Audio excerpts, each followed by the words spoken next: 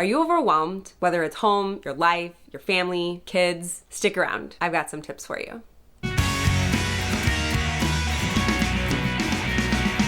Hello, my name is Tammy Bartles. Welcome to my channel, Pursuit Over Perfection, where I encourage women to pursue a simple yet fulfilling life through consistency and practical solutions for everyday life. So, why am I here? Well, I became a stay-at-home mom about 5 years ago.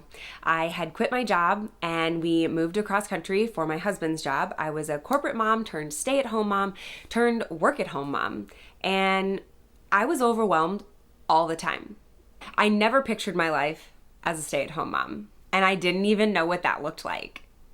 We were away from family and everyone that I knew. I was overwhelmed by the clutter and the chaos, and I just didn't know how to move forward. I wasn't taking care of myself, and I knew that it was time for a change. I focus a lot on decluttering and organization, as well as routines and habits.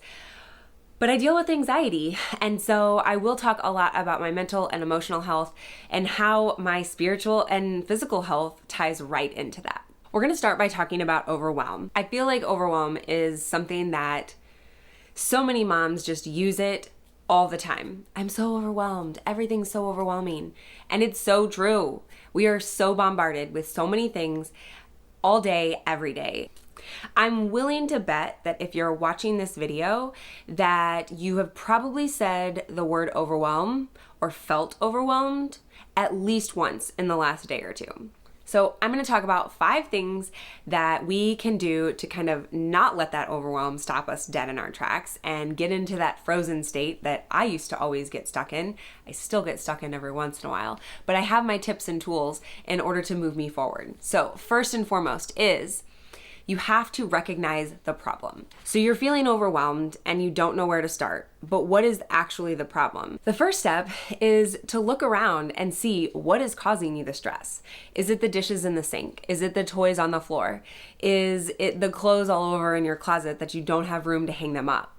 These are all things that you can take steps to decluttering and getting some peace and clearing out that clutter to move forward with the next step. The next step is understanding what isn't working.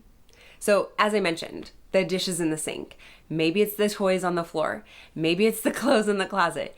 All of those things are things that we can take small steps to moving forward to improve. So maybe it's that your cabinets are too full and you can't put away the clean dishes in order to then put the dirty dishes into the dishwasher.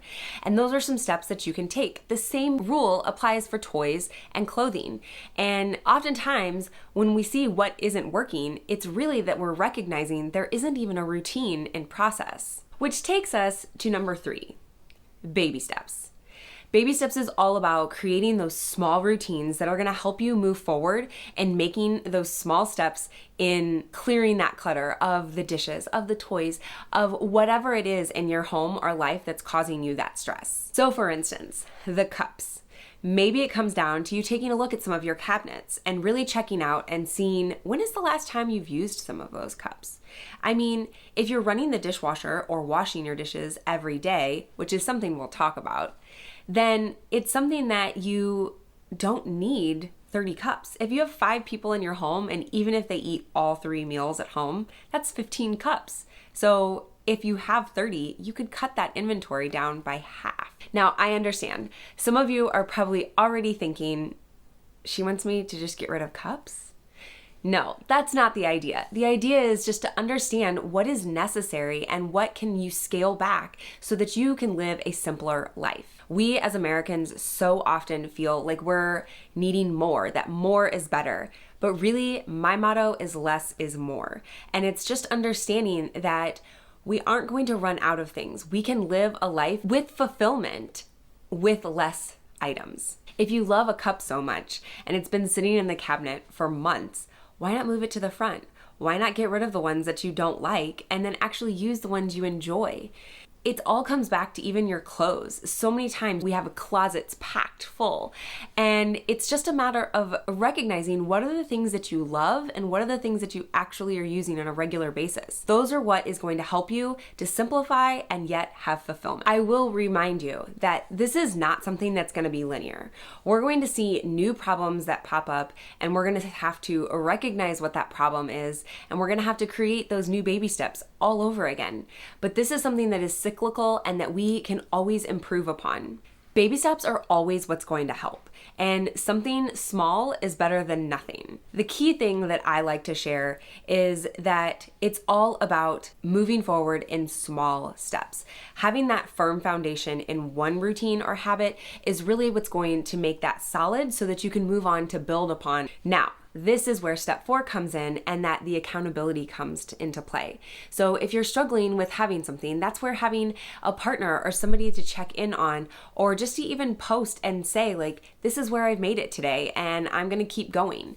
So it's really great about having some accountability, and that's why I use habit trackers. And within those habit trackers, it's not just the actions, it's creating those habits within routines so that they become something that's just normal. You brush your teeth every morning, and that's just normal now. Well, how did that become normal? Because your parents probably told you to brush your teeth every morning, and it became a habit, which is now a routine that you don't have to think twice about. So you want to get where loading that dishwasher or emptying the dishwasher or folding the clothes that are actually clean becomes routine, and it's not something you have to think about, and it's simple to put away because the closet is open and available, and there's open room in the cabinets to put away. You don't have to shift things and make room for all of those cups. Step 5 is all about consistency.